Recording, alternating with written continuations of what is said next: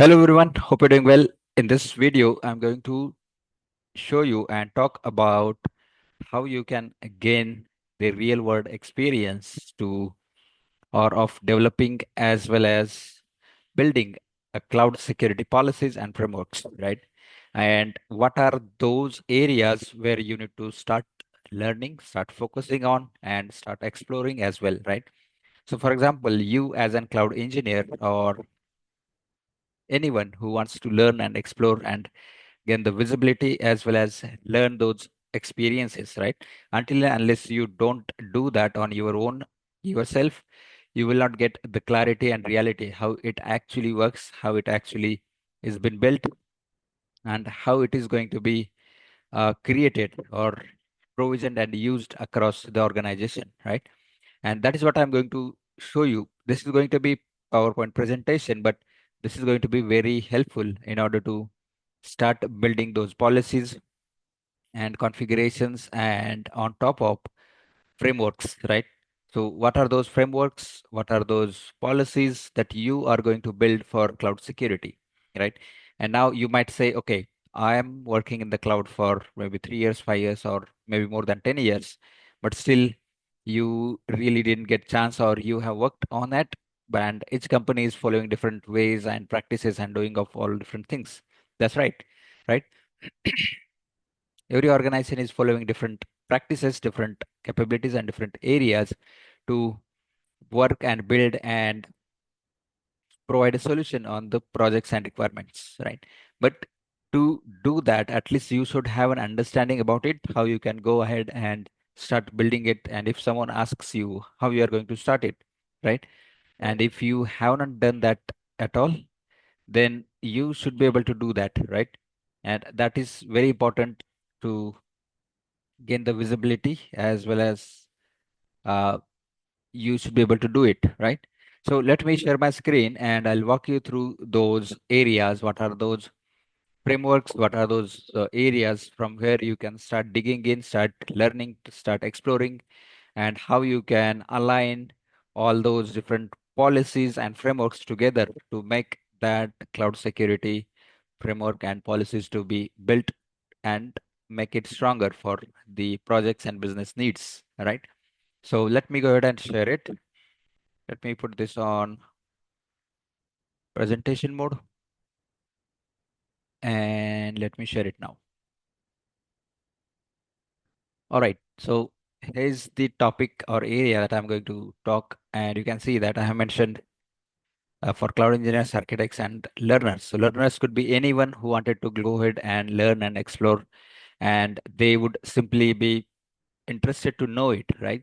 Now we all know cloud area or cloud computing is becoming more and more essential, not only essential, but it is beyond that. And it's been used across the industries, not only one specific industry or one specific project or area, right? Cloud computing is everywhere, right? Even if it is in our personal lives as well, we are using personal like applications like Gmail or Yahoo or Hotmail. All those are the cloud computing applications, right? And even if we are not paying for it, but still we are using and consuming those services, and those are hosted in the cloud, right? So to start with, this is something for anyone to learn, explore, and gain the visibility and controls, and how you can map the cloud security policies and frameworks together to make sure you are building that capability for the organization and project. So let's dive in. The first one is understanding or understand industry standards and frameworks, right? Why do we need to understand these capabilities or standards and frameworks, right? To be able to map those frameworks and standards with the security policies and configurations that we are going to do, right? Also, I have created two videos on cloud security assessment, and one is for security configuration reviews, right? So if you wanted to get more clarity and visibility and understanding on that area, you can simply watch those videos and you will get to know about it, and you can understand more why and what is the need of standards and frameworks here, right? So these are the standards where you can see I have mentioned few. There are so many different standards available. NIST CSF, CIS controls, ISO 27001, CSA CCM, right? And there's a simple example which is enforcing HTTPS only for Azure storage accounts, right? So this is one of the example for this framework or standards which falls under the NIST CSF, and we wanted to enforce the different controls which are part of and which are uh, available, right? Because we don't want to simply enforce, but also we wanted to make sure we are compliant enough whenever we are providing services to the clients or projects, or even if it is for internal business requirements as well, to meet the compliance and security at the same time. The next is translate compliance into technical policies. So what does this mean is that whenever we are building any solution for the organization, be it internal, external, or anyone, right? We would be creating different policies and setting up the different configurations across the IT asset or estates basically. And we would enforce the different requirements to be able to meet that our compliance requirements by using the technical solutions, right? So technical solution is going to be, let's say, we would set up the Azure policies, GCP organization policies, or AWS cloud policies that we wanted to deploy. But what really those policies are going to do is those policies would enforce, for example, encryption at rest across all cloud providers wherever we are going to implement it, right? So that's one of the example, but there are so many different scenarios and examples wherever we wanted to enforce all of that stuff together, and then it's going to deploy it across. So we are combining two areas here. We are creating technical solutions, building that solutions which is going to meet our business needs and requirements, and that also map with the compliance requirements to translate that together and match with the compliance as well as technical solutions, right? And that is what it is going to map and help us to meet our compliance requirements and compliance goals as well, right? So this is how it is going to be mapped and bring together to the organization and projects and as a solution, right? So let's look at the next one, which is develop security governance playbooks, right? So playbook is something where we would define all the areas which we wanted to deploy, which we are going to deploy, and make sure organization as well as different projects and requirements are being fulfilled and those are enforced as well. So we will deploy, we will create different policies with playbook, which is going to govern the security and which also going to meet the compliance requirements at the same time, right? Where, for example, you can see MFA required for all privileged accounts, and not only privileged, but for everyone as end user, they should also be enforced for the MFA. So that's the simple and straightforward example of this, right? Also, we wanted to make sure each and every device which organization is managing and organization has given to be it employees or anyone, those are compliant enough and those are meeting the compliance records as per compliance requirements, right? And that's another example of this one. But there are so many areas where we wanted to or we have to go ahead and take the appropriate actions, including identity access management, data security, logging, along with the applications compliance, application security, application auditing, and all of that stuff, right? So that is something which we need to put in together and create a governance playbook, which is going to be run through all of those configurations, what is configured, what is not configured, how we can make the security compliance as well as uh, meeting business requirements at the same time with the whole complete playbook, right? So it should be a kind of three pillar injection or three pillar conjunction together, including security compliance and business goals and business needs, because there are pros and cons to both of it, right? Or all of these areas together. For example, if we are restricting a lot of data and accessibility that may not provide or give the complete requirements or access to the required set of application services and users and business to get the control and visibility of the data, And if we are not doing the appropriate configurations and providing and deploying right set of security, then that's also lacking the security and compliance requirements, right? So we need to make the balance between all of this together, and also need to make sure everything is safe and secure, right? So this is something which is also very important and should be configured.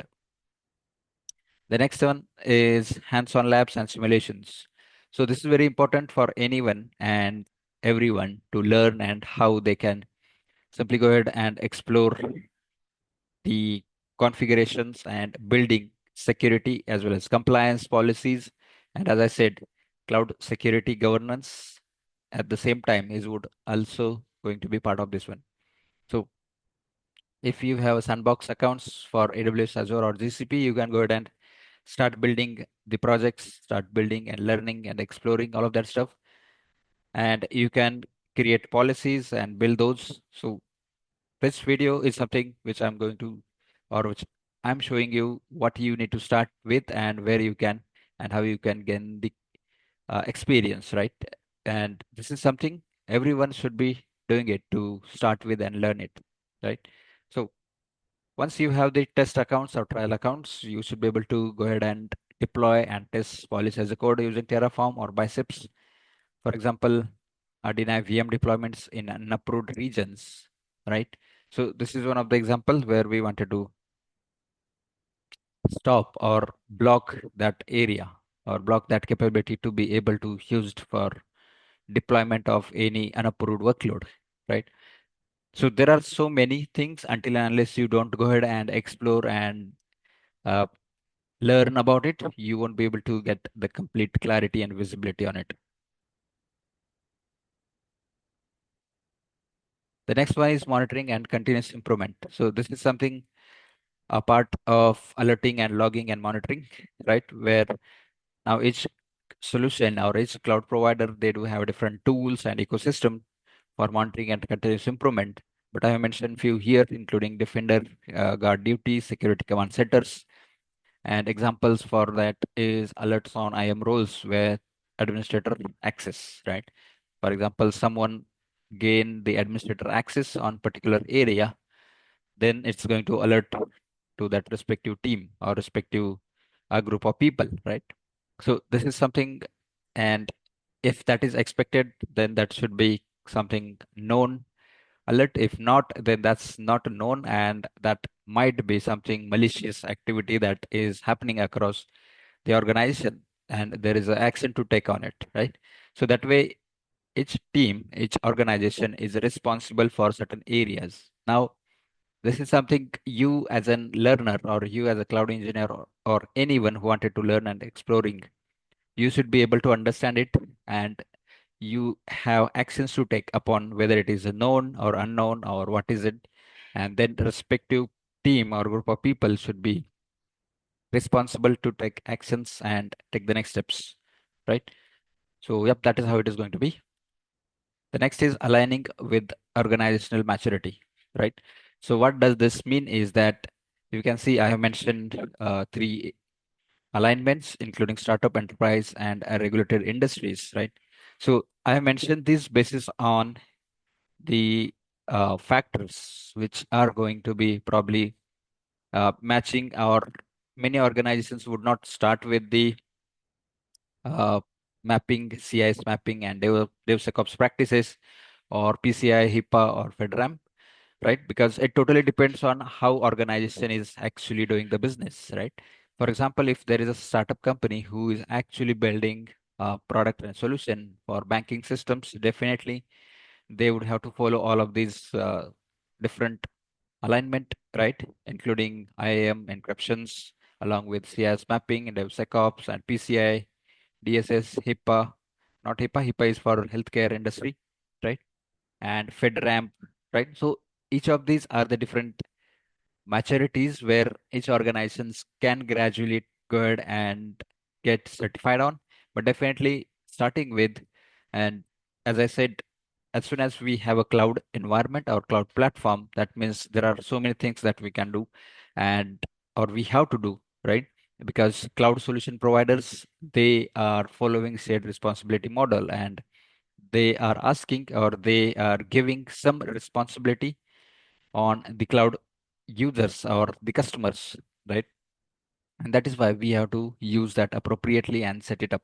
So it's not something every organization has to do everything, but every organization is leading or dealing in the different industries, so they have to follow their industry practices, industry requirements to be able to be safe, secure, compliant, and they do have to follow all the requirements as per their regulatory as well, if in case they are in highly regulated industries, for example, healthcare or finance or any other industry, basically. The next is documentation and training, where you as a learner or anyone who wanted to get handhold, right, to start writing cloud security standards and learning it, right, and build your security control matrix. How you can do it?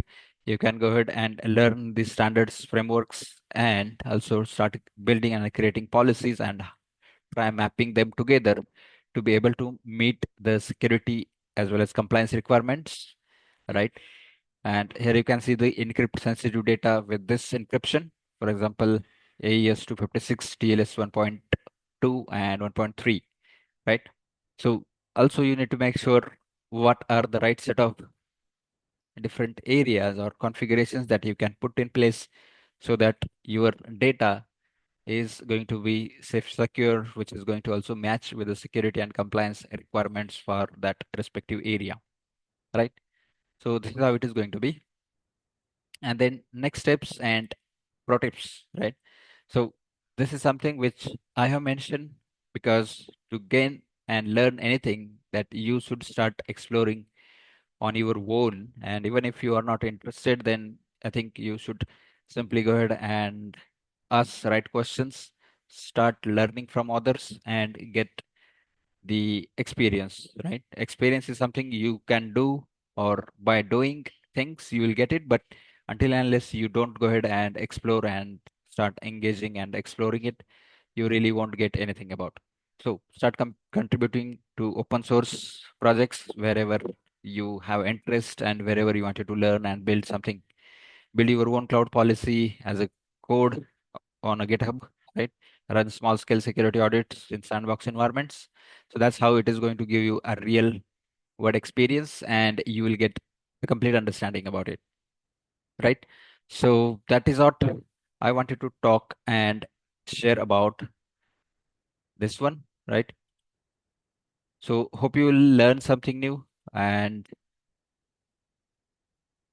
hope you gain the learning understanding about cloud security policies and frameworks, how you can start building it, learning it, and not only that, but start providing your inputs to your team, colleague, or whoever you are working with, right? Because until unless you don't do that, you will not get the confidence and your learnings will not be put into the real time implementation, right? So, yep, that is what I wanted to show you and talk about it. And hope you like it, learn something new about it.